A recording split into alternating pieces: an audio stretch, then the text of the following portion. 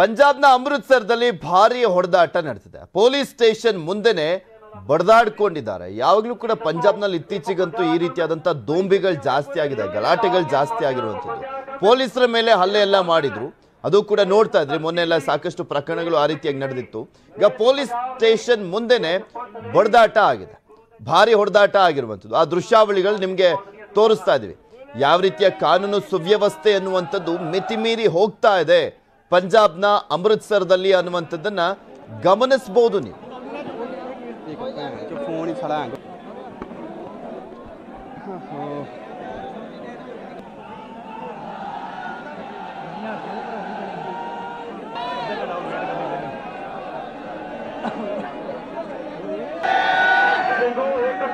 Time दिता प्रशासन आप पर्चा रद्द करके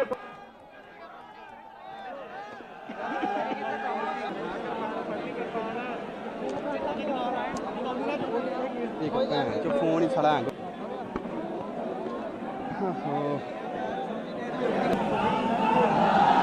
ನಿಮಗೆ ತೋರಿಸ್ತಾ ಇದೀವಿ ದೃಶ್ಯಾವಳಿಗಳಲ್ಲಿ. ಕೆಲವರು ಅಲ್ಲೊಂದೆರಡು ಬಾವುಟಗಳನ್ನು ಆರಿಸ್ತಾ ಇದ್ರು. ಖಲಿಸ್ತಾನಿ ಬಾವುಟ ಸಿಂಬಲ್ಲು, ಆ ಒಂದು ಕೇಸರಿ ಕಲರ್ ಬಾವುಟದಲ್ಲಿ ಗಮನಿಸ್ತಾ ಇದ್ದೀರಲ್ಲ, ಅದು ಖಲಿಸ್ತಾನಿಯ ಸಿಂಬಲ್. ತುಂಬಾ ಹುಚ್ಚಾಟವನ್ನ ಮಾಡ್ತಾ ಇದ್ದಾರೆ.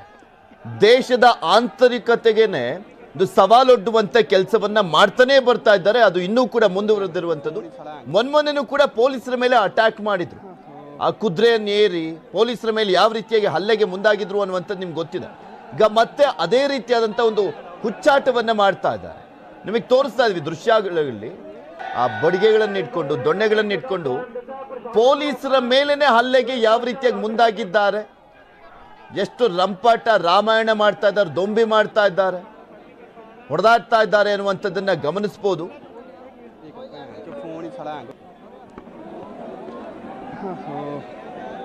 ಇದ್ರ ಬಗ್ಗೆ ಮತ್ತಷ್ಟು ಮಾಹಿತಿಯನ್ನ ನೀಡ್ತಾರೆ ನಮ್ಮ ಡೆಪ್ಯೂಟಿ ನ್ಯೂಸ್ ಎಡಿಟರ್ ರಾಘವೇಂದ್ರ ಗುಡಿ. ನಮ್ಮ ಜೊತೆ ನೇರ ಸಂಪರ್ಕದಲ್ಲಿ ಜಾಯಿನ್ ಆಗ್ತಿದ್ದಾರೆ. ಏನಾಯ್ತು ಗುಡಿ ಅಲ್ಲಿ? ಪೃಥ್ವಿ, ವಾರಿಸ್ ದೇ ಪಂಜಾಬ್ ಅಂತಕ್ಕಂಥ ಒಂದು ಸಂಘಟನೆ ಇದೆ. ಅದರ ಮುಖ್ಯಸ್ಥ ಅಮೃತ್ಪಾಲ್ ಸಿಂಗ್ ಅಂತ, ಆತನ ವಿರುದ್ಧ ಇತ್ತೀಚೆಗೆ ಅಲ್ಲಿಯ ಪೊಲೀಸ್ ಠಾಣೆಗಳಲ್ಲಿ ದೂರು ದಾಖಲಾಗಿತ್ತು, FIR ಕೂಡ ದಾಖಲಾಗಿತ್ತು. ಕಳ್ಳತನ, ದರೋಡೆ, ಜೊತೆಗೆ ಕಿಡ್ನಾಪಿಂಗ್, ಈ ರೀತಿಯಾಗಿರ್ತಕ್ಕಂಥ ಗಂಭೀರ ಆರೋಪಗಳು ಆತನ ವಿರುದ್ಧ ಕೇಳಿ ಬಂದಿತ್ತು. ಹೀಗಾಗಿ ಸಹಜವಾಗಿ ಪೊಲೀಸರು FIR ಅನ್ನ ಕೂಡ ದಾಖಲು ಮಾಡಿದ್ರು. ಆ ನಿಟ್ಟಿನಲ್ಲಿ ತನಿಖೆಯನ್ನ ಕೂಡ ನಡೆಸ್ತಾ ಇದ್ದಾರೆ. ಅದನ್ನ ವಿರೋಧಿಸಿ ಆತನ ಬೆಂಬಲಿಗರು ಇವತ್ತು ಸಾವಿರಾರು ಸಂಖ್ಯೆಯಲ್ಲಿ ನೆರೆದಿದ್ರು. ಜೊತೆಗೆ ಪೊಲೀಸ್ ಠಾಣೆಗೆ ಮುತ್ತಿಗೆ ಹಾಕುವಂತ ಪ್ರಯತ್ನವನ್ನ ಕೂಡ ಮಾಡಿದ್ದಾರೆ.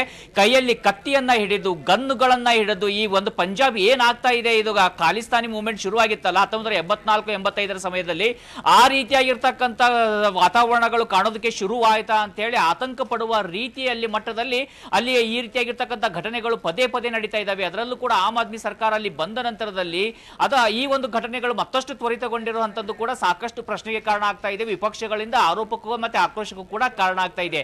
ಈ ಒಂದು ಸಂಘಟನೆ ಏನಿದೆ, ವಾರಿಸ್ ದೇ ಪಂಜಾಬ್ ಅಂತಕ್ಕಂಥ ಹೆಸರಿನ ಸಂಘಟನೆ, ಈ ಹಿಂದೆ ಕೂಡ ಇವರ ವಿರುದ್ಧ ಸಾಕಷ್ಟು ಆರೋಪಗಳು ಕೇಳಿ ಬಂದಿತ್ತು.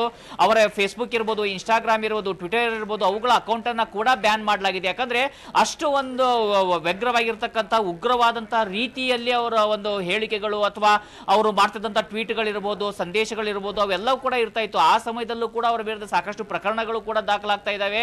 ಆದ್ರೆ ಈ ರೀತಿಯಾಗಿರ್ತಕ್ಕಂಥ ಘಟನೆ ನಡೆದಿರೋದು, ಅದು ಕೂಡ ಅಮೃತಸರದಂತ ನಗರದಲ್ಲಿ ಇಷ್ಟು ಸಾವಿರಾರು ಸಂಖ್ಯೆಯಲ್ಲಿ ಈ ಮಟ್ಟದಲ್ಲಿ ಬೇಕಾಬಿಟ್ಟಿಯಾಗಿ ಕಾನೂನಿನ ಸುವ್ಯವಸ್ಥೆಯ ಭಯವೇ ಇಲ್ಲದಂತೆ ಬಂದಿರುವಂತದ್ದು ಜನ.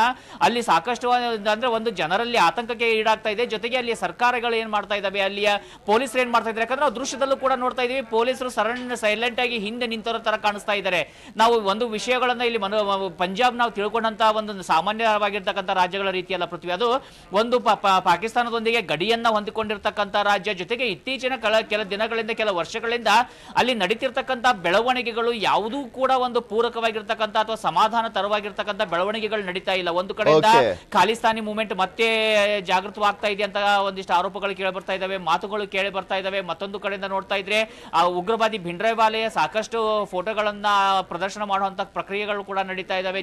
ಜೊತೆಗೆ ಈ ಒಂದು ಸಂದರ್ಭದಲ್ಲಿ ನೋಡ್ತಾ ಇದ್ರೆ ಈ ರೀತಿಯಾಗಿ ಅಲ್ಲಿಯ ಸಂಘಟನೆ ಸಂಪೂರ್ಣ ಇಡೀ ಪೊಲೀಸ್ ಸ್ಟೇಷನ್ ಅನ್ನೇ ತಮ್ಮ ಕೈವಶ ಮಾಡಿಕೊಳ್ಳುವಂತ ಪ್ರಯತ್ನಕ್ಕೆ ಮುಂದಾಗಿರೋದು ಕೂಡ ಸಾಕಷ್ಟು ಪ್ರಶ್ನೆಗೆ ಕಾರಣ ಆಗ್ತಾ ಇದೆ ಪೃಥ್ವಿ. ಓಕೆ, ಥ್ಯಾಂಕ್ ಯು ರಾಘವೇಂದ್ರ ಗುಡಿ ನಿಮ್ಮೆಲ್ಲ ಮಾಹಿತಿಗಾಗಿ.